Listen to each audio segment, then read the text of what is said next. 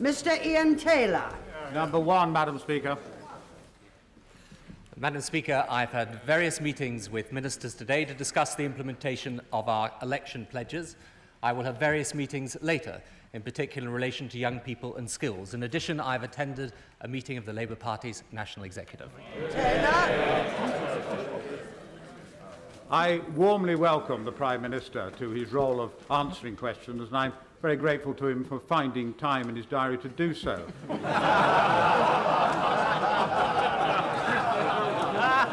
At some point he might consult the House about how these sessions change. I also wish him well in dealing with the massed ranks of his own backbenchers as they lose their political virginity.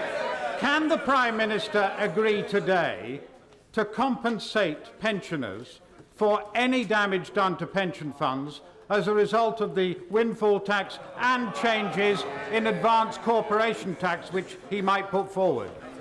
Well, Madam Speaker, I first of all have to say to the honourable gentleman, yes, indeed we have a busy day because this government, unlike the last government, is actually governing in the interests of the people of this country. But secondly, in relation to the windfall tax, if I may just say to him, the windfall tax will not harm pensioners at all. What did, however, harm pensioners was the implementation of the last government putting VAT on fuel. Precisely for that reason, we are proposing cutting it. Jean Course. Thank you, Madam Speaker. It's an honour to be called during the first Prime Minister's questions to make a serious attempt to question the Prime Minister in this House. Given that at present only one crime in 50 leads to a conviction, will my right honourable friend recognise the need to have both effective measures to prevent crime as well as a criminal justice system in which the public can have confidence? Will he tell us what measures the government will take to prevent crime? Certainly, Madam Speaker, I will. My honourable friend is absolutely right. Indeed, today the Home Secretary is announcing a series of measures that I hope will have a beneficial effect on cutting crime in this country. He is, of course, announcing, first of all, that in respect of children between the ages of 10 and 13, then we do say they are able to tell the difference between right and wrong, and the law should be changed in that respect. Secondly, we are going to halve the amount of time it takes to get persistent juvenile offenders to court. And thirdly, he has announced a review of the entire youth justice system. Now, much of the behaviour of some of the young tearaways and thugs in our communities make life hell for people. We are committed to taking action, and again, unlike the previous administration, action we will take. Mr John Swinney. Will the Prime Minister indicate if the Government will be arguing for a zonal lifting of the European beef ban? And if that is the case, will he outline a timescale within which we can expect this to be the case? And also, will he give a guarantee that the beef ban will be lifted in Scotland at the same time as it is lifted in Northern Ireland? Well, the honourable member will be aware that we are in negotiation now with the European Commission, indeed with our European partners, to try and get the best possible deal on the lifting of the beef ban. And one part of that, of course, is the certified herd scheme. And it is important that we apply that, not merely in relation to Northern Ireland, where there's the traceability scheme in place at the moment, but important also that we see how we can lift the ban in other parts of the UK as well. I do have to say to the honourable members, and I say to other members in this House, we have inherited a quite appalling situation in relation to PSE. Not just the expense, but the way that these negotiations were handled, were a disgrace. It will take time to sort it out, but I think that the early indications are that we are able to get a far better deal than the previous government, and we shall do everything we possibly can in the interest not just of the farming industry, but of the good standing of Britain abroad. Mr Stephen Twigg. Is the Prime Minister aware of the widespread public concern about the growth of drug abuse in this country, with a 5-fold increase in the number of drug offences over the past decade? Can he outline what the government's plans are to deal with the drugs crisis in this country? Yes, Madam Speaker, certainly. As my honourable friend may know, we are committed to proper testing and treatment for all those offenders that have got a drugs problem. But in addition to that, as we announced before the general election, Madam Speaker, we are going to set up one particular individual, what we call the drug czar, that is going to coordinate all aspects of the fight against drug abuse and the link between drug abuse and crime. It is the fact, Madam Speaker, that in many parts of this country, as much as 50% possibly more than 50% of crimes are linked to drug abuse. It is absolutely essential that we bear down on every single aspect of this problem. And by having one person who is going to be in charge of all aspects of coordinating government policy in relation to this, then responsible to the Home Secretary, we believe that we will give ourselves a far better chance of dealing with this evil in our midst. Mr. Paddy Ashdown. Madam Speaker, may I first of all welcome the Prime Minister's attempt to find a new format for Prime Minister's questions. No doubt it was too bold for some, but if the result of that is that we can reach a format for these questions which is a little less confrontational, a little more rational, I think that would have been worth it. Can I now turn to the government's programme?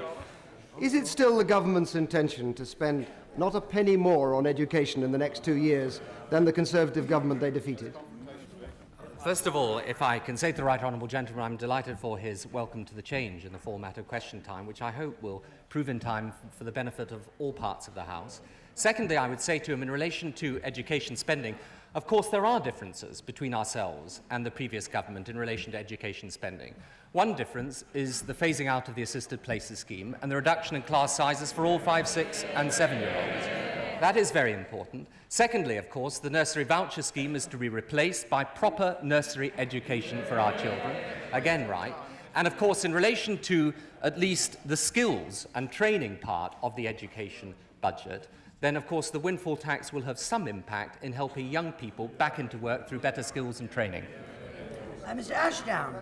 Madam Speaker, the Prime Minister knows that we believe the figures that they quote on assisted places and its abolition frankly don't add up. But even if they do, surely it is the case they are not going to deliver next year and may deliver very little in the year following. So is not the consequence of the government's policy this, that the teachers who were going to be sacked as a result of the Conservative policies are still going to be sacked, that class sizes that were going to rise this autumn are still going to rise, and that the serious situation on books and equipment that are now faced in our schools this winter as a result of Conservative policies will not get better under this Labour government and may indeed even get worse? No, Madam Speaker, I don't accept that at all. And I have to say to the Right Honourable Gentleman that, of course, as a result of reducing class sizes, that will in part be done precisely by employing extra teachers. And it is very important. He said that those figures do not add up. Of course, those figures were checked by the National Foundation for Educational Research, which found indeed that the figures did add up, indeed that there was money to spare after that. And I think what is very important to understand is that for the vast majority of people, the parents who use the state education system, they understand it is going to take time to put things right. It will take time because of what we've inherited. But they know now that they have a government with the right values, committed to state education system in this country, and we will, over time, improve it in the way that we have promised. Mr. Stuart Bell. Madam Speaker, having fought the general election on a platform of no 100 days of dynamic action, the definition of dynamic action changing from one Prime Minister to another, and having introduced a Queen's speech with 26 bills, much to the delight of the public, having made the Bank of England independent, having severed the supervision of the Bank of England from banking, having introduced a new regulation for the City of London, can the Prime Minister tell the House what he proposes as an encore? Well, I thank my honourable friend for that question. It is, of course, important that we start to make a difference in those areas where the people of this country elected us to make a difference.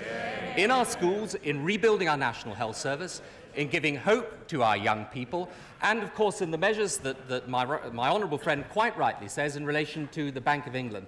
My right honourable friend, the Chancellor, took decisive action right at the very beginning, and I believe he is to be congratulated for that. It is far better now that we take the politics out of setting interest rates, that we do not play politics with people's mortgages, and indeed, as the Association of Estate Agents was saying just the other day, in the long term that will lead to lower mortgage rates and therefore a better deal for home owners. Mr. John Major. Madam Speaker, in view of the apparent confusion in briefings from ministers over recent days, Can the right honourable gentleman please tell the House which companies and which classes of companies are likely to be liable for the windfall tax? And can he also please explain to the House why the chairman of British Telecom apparently felt that his company would not be liable? Well, if I can say to the right honourable gentleman, first of all, I did hear what the chairman of British Telecom said the other day, and I was delighted, of course, that he indicated he had the good judgment to vote Labour in the general election. But I have to say that the idea that somehow the chairman of British Telecom, or indeed anyone else, was in any doubt that we were going to introduce a windfall tax, I find rather hard to say. Now, the actual companies, as the right honourable gentleman knows, we said this many times, will be decided by the Chancellor in accordance with the normal precedent, which is to do any moves in relation to the budget in his budget. Now, that would be the proper way to do it. And those companies and the amount of the windfall tax will be decided by him in the normal way. Mr. Major. Mr. Sirian's vote. He seems to be rather regretting that already, but I will let that pass for the moment. I find it surprising that the House of Commons is to be the last to be told who will be liable to the tax in view of the private briefings that are going on.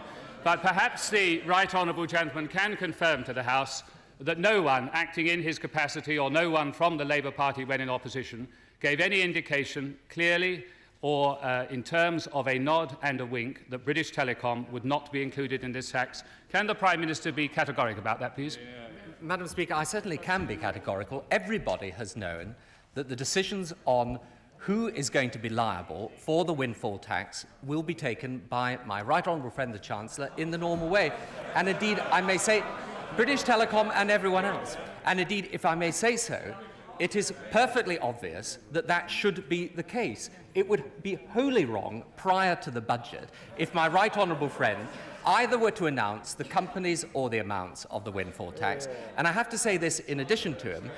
In following that precedent, we are, of course, following precisely what the last Conservative government did in relation to the windfall tax on banks. Mr. Major. The House will note that the right honourable gentleman replied in the generality but did not reply specifically and provide the House with the categoric assurance that I ask him for. Perhaps he will do so in just a moment. If this tax proceeds with an extra tax on gas, water, electricity and telephones, may I return to the point made by my honourable friend, the member for Esher and Walton. If that were to give rise to an increase in the bills for many people on low incomes in this country, will the right honourable gentleman follow the precedent of the previous government and increase the social security benefits to compensate for that? And if not, will he accept that the populist tax he proposes on fat cats would in fact be a tax that hits most those that have least? No, Madam Speaker. No, I shall resist the temptation to say that was the soundbite, since I know... Since I have a feeling I used to use a few of those myself at one time. Madam Speaker, no, that is not the case at all. In fact, there is a cap, of course, on prices. Indeed, some of the regulators have already said that they would not consider it right for the windfall tax to lead to any increase in prices. I may also say this to the right honourable gentleman. The reason for introducing the windfall tax is clear. There is no doubt at all that excess profits, vast excess profits, were made. There is no doubt of that. There is no doubt also that it is absolutely essential that we give hope and opportunity to those hundreds of thousands of young people presently without it in our society today. And I think there will be a great deal of agreement, not just amongst those that don't have opportunity, but even amongst those that are perfectly well off in our society at the moment, that if we don't tackle the problems of a growing underclass of people cut off from society's mainstream without any chance of a job, with poor educational opportunity, without the chance to do well in life, then we will end up, as the previous government did, paying more and more by way of welfare bills and having less and less for future investment. Mr. Jerry Birmingham. Madam Speaker, could I ask my right honourable friend just a simple plea on behalf of St Helens, which is an industrial town? Perhaps he could find time to have a word in the ear of the Chancellor of the Exchequer and suggest to him that the June budget, if slanted towards encouraging investment in industry, It will undoubtedly help both our manufacturing base, both for home consumption and overseas export, and thus the welfare of all our people. Well, I thank my honourable friend for that. I've got no doubt at all that the Chancellor will be receiving a great deal of advice and assistance in the weeks ahead. And, of course, he will have listened carefully to what my honourable friend said, and I've no doubt will take it into account. Mr. Peter Luff. Madam Speaker, how will the Prime Minister fund his programme for young people when the money from the windfall tax dries up? Because all the experts agree it will, and he will need extra money. Madam Speaker, first of all, can I say to the honourable gentleman, I'm absolutely delighted that he seems to understand, as his leader did not, that money is needed to tackle this problem.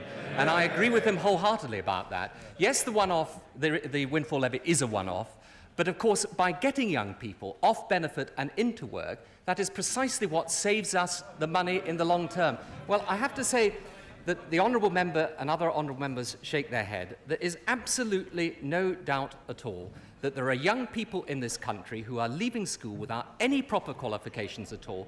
If they don't get the right chances on skills and apprenticeships, they'll never make anything of their lives. And I can tell them this, I have met, in the course of this election campaign, some third-generation families where the father hasn't worked, the son hasn't worked, the son isn't going to be working either. Now, unless we try to give them some sort of chance to escape from that welfare dependency, we will be in this difficulty forever. Lord Fitzsimmons. Thank you very much, Madam Speaker. My right honourable friend, the Prime Minister, comment on the problems that our communities face, not just because of the causes of crime, but also because of the underlying aggressive and loudest behaviour in some of our communities. And what is the government going to do about this? Well, Madam Speaker, of course, my honourable friend is absolutely right. And that is one of the reasons why the measures that we announced in the Queen's speech aren't merely measures that tackle juvenile offending, indeed other criminal offences too.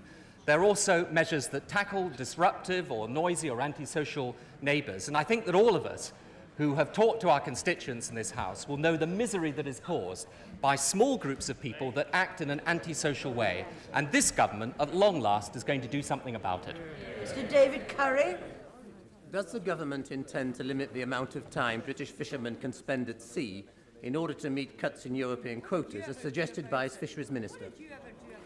No, Madam Speaker, actually what we have tried to secure, if I may say so, and we're trying to secure it against the background, as I say, where the negotiations have not been well handled by the previous administration. We will try and secure the very best deal for our fishermen on quota hopping and on other issues so that we can put in place a long-term framework that actually guarantees their future and offers some stability. Mr. Eric Ilsley. Is my right honourable friend aware that there are an estimated 120 million anti-personnel landmines planted around the world? Landmines which kill or maim someone every 20 minutes, in many cases young children, innocent children. When does my right honourable friend expect to be able to act to fulfil Labour's commitment to ban these evil weapons for good? Madam Speaker, I can tell my honourable friend that the government will be announcing later today that we will ban the import, export, transfer and manufacture of anti-personnel landmines. We will also phase out the UK stocks of such anti-personnel landmines. We will, in addition, make sure that we ban the trade through the United Kingdom of all such landmines. They have done enormous carnage, often to wholly innocent civilians, including children, and the sooner that Britain gives a lead in this, the better. It is the right and the civilised thing to do. Mr. Robert Jackson. Will the right honourable gentleman undertake a review of the somewhat curious arrangements that he has inherited for science policy? Will he consider 2 points in particular? First, whether it is right to have the government's chief scientific advisor located not in the centre of government, but in one of the departments for which he's responsible for supervising. And second, whether it is sensible to have two different ministers responsible for the research councils and the universities when research council funding is integral to the funding of the universities. Well, Madam Speaker, first of all, can I thank the honourable gentleman for his question and also for the notice that he gave me of it, and can I pay tribute to the amount of work that he did when a minister in the previous government, both in education and the science field. The review that is being conducted by my honourable friend, the Minister of State, will look at both the points that the honourable gentleman raises. I give no undertakings at all as to the outcome of that review, but yes, it will certainly look at those things too. Mr. David Winnick. As far as Northern Ireland is concerned, would my right honourable friend confirm that the framework document remains on the table and that would provide a fair settlement for both communities in Northern Ireland, including cross-border bodies? And would the Prime Minister not also agree that there's a particular responsibility on the part of the IRA to end their murderous and terrorist campaign, which has caused only pain and suffering and numerous deaths during the last 25 years? And is it not obvious that no amount of such terrorist activities will in any way change the position in Northern Ireland? I agree very much with what my honourable friend has said about the activities of the IRA, Madam Speaker. If I can just say to him that, of course, all the documents that were negotiated by the previous government remain on the table. In relation to Sinn Féin, as my honourable friend knows, my officials are talking to Sinn Féin, but I do say this, and I think this should be made very, very clear to them, that there is no question of Sinn Féin participating in any talks whatever unless there is a clear, credible and unequivocal ceasefire, and that should be demonstrated in word and deed, and they and everybody else should be under no illusions about that whatever. Mr. David Trimble. Thank you, Madam Speaker. I would endorse what the Prime Minister has just said about the terms of entry for Sinn Féin into talks, and I'm sure that he will ensure that in any discussions that officials may be having, that will be borne home to Sinn Féin, and that he will ensure that that discussion does not move into negotiation, which of course would not be permissible. But I'm sure the Prime Minister is bearing in mind the fact that there is an election taking place in Northern Ireland today. Does he think, in the light of that, and in light of the comments which he has commended made by the Irish Prime Minister and by the Honourable Member for Foyle, that a vote for Sinn Féin is a vote for murder, does he think it was wise for officials in the Home Office and the Northern Ireland Office to arrange for events to take place today which would only boost the standing of Sinn Féin? Well, Madam Speaker, if I understand rightly, the events he's referring to are the transfer of the prisoners. Perhaps I can just come to that in a moment. If I can say to him in relation to the talks with Sinn Féin, there is no question of that being about a negotiation of a ceasefire. It is to make clear the government's terms and conditions for their entry into any such talks. Secondly, in relation to the prisoners that have been transferred, the 2 prisoners, I have made inquiries about this, and it is clear that that was something put in train actually before the general election. It is something that follows on. I think there were some 9 such prisoners transferred who were convicted of terrorist offences in the last year, but it should not be seen in any way as any signal to Sinn Féin at all. Mr. Colin Pickthall. Number 7, Madam Speaker. No, we didn't do that. We didn't do it. Madam Speaker, we are doing everything we possibly can to alleviate poverty amongst Britain's pensioners. There are many hundreds of thousands, perhaps millions of Britain's pensioners who enjoy a good standard of living. There are many more who do not. And that is one reason why we are looking urgently at the help that can be given to Britain's poorest pensioners. And of course, it is one reason why we are committed to the cut in VAT on fuel. Mr. Pickthall. Would my right honourable friend agree that one of the problems of pensioner poverty is caused by the complexities and sometimes by the arbitrary nature of the income support cut-off points? Would he find time, unlike the previous government who refused, to look at the work done by Lancashire County Council's Welfare Rights Service, who have managed to find ingenious means of getting 15% more pensioners claiming income support, about 7,000 individuals, totalling about £4 million going into pensioners' pockets in Lancashire? And would he use his immense influence to ensure that the government's programme for ending pensioner poverty begins by getting pensioners the rights and the benefits to which they're entitled? Well, I should say to my honourable friend that I'm very happy to congratulate the work of those that are bringing home to pensioners the entitlements that they have. I would say 2 other things to him as well, that of course the review of pensions that's been undertaken by the Department of Social Security will include how we help those pensioners in greatest poverty. And in addition to that, I hope that he can say to his constituents, as I would say to the country, that previous Labour governments have done well by Britain's pensioners, always, and we will do well by them again. And, well, we've done well. We have done very well, as indeed they know, and though no doubt there will be different ways of doing well for a different age, we shall continue to do our best by Britain's pensioners. Mr. James Wallace. Madam Speaker, if, as the Prime Minister indicated some moments ago, a lifting of the beef export ban isn't exactly imminent, is he able to indicate what kind of approximate timescale our beef producers might reasonably expect? And in the meantime, what steps is his government taking to restrict imports into the United Kingdom of beef products which don't meet the same very high standards required of our domestic producers? Well, Madam Speaker, we obviously want to do everything we possibly can to encourage and bring about the lifting of the beef ban. And I say to the honourable gentleman, with the greatest respect, I don't think plucking out arbitrary timetables is a very good history in this matter. We remember what happened before. However, I do actually believe... I'm sorry to bring back bad memories, but I do have to say to them, that I believe that we can make progress, and I am hopeful that progress is being made.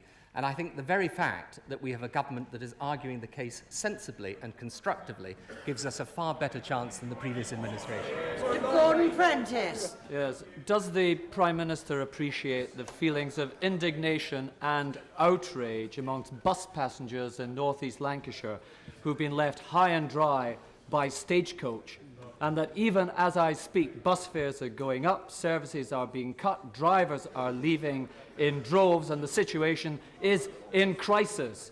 And is it not a shaming indictment of the policies of the previous government that we've been left with this situation where private monopolies have driven out the public interest? Well, in the interest of non-confrontational exchanges across this dispatch box, shaming indictment, well, we will leave that to others to judge. But I have to say to them, the one thing that I think is quite clear is that there are severe problems with the regulatory system that exists at the moment. That is why the Deputy Prime Minister, in addition to his rainmaking duties, is also undertaking a review of bus regulation.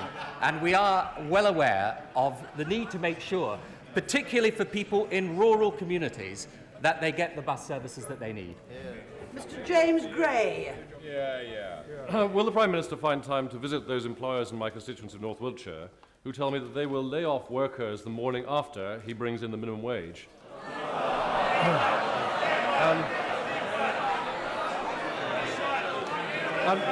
And would he not agree? Would he not agree that the tragically high level of youth unemployment in the continent of Europe is not least because of the job-destroying minimum wage in Europe? Well, I have to say to the honourable gentleman, first of all, that the United States, for example, has a minimum wage and has a lower unemployment rate than here. And I think that, in contradistinction to the position here, that is a matter now of agreement between the Republican Party and the Democrats. It's a pity we can't get the same agreement about decency here. I say also to him, in respect of the minimum wage, that employers will, of course, be fully consulted about the level at which it's set and how it is implemented. That is very important. But I really do not believe that the Conservative way of competing on the basis of low wages and low skills is the right future for Britain. The way that we will compete in the future is by investing in our people and by employers recognising that if you treat people fairly, you get the best out of them. And if that is one change that an incoming Labour government can bring about, we will have done a service to the whole country. Maria Fife. Thank you, Madam Speaker. Has my right honourable friend noticed that in this first session of Prime Minister's questions, we have already got through more questions than we would have done in 2 quarter-hour sessions. It has been a more civilised and informative event than ever before, and we look forward to this in the future. And on the question of a national minimum wage, many of us take great pride in the fact that the Labour Party stuck through thick and thin to this policy and intends to implement it as early as possible. Madam Speaker, I thank my honourable friend for those comments, and I hope that people will understand that it is a better way of organising Prime Minister's questions. Of course, it is the case that the Select Committee on Procedure that my right honourable friend is establishing will look at ways that this can be improved in the light of the experience that we have. And on the minimum wage, I would simply, again, not to repeat what I've just said now, there are some 800,000 people in this country paid £2.50 an hour or less. I think there are reasons of efficiency for introducing some basic minimum threshold of pay, but I also think there are reasons of decency and fairness too, and we shall do it. Thank you. Time's up. I have a point of order from Mr. Peter Brook. Madam Speaker. That was the easy one. Ms. Lees, quickly, please. Quietly. We have business to do. Quickly out of here. Quickly.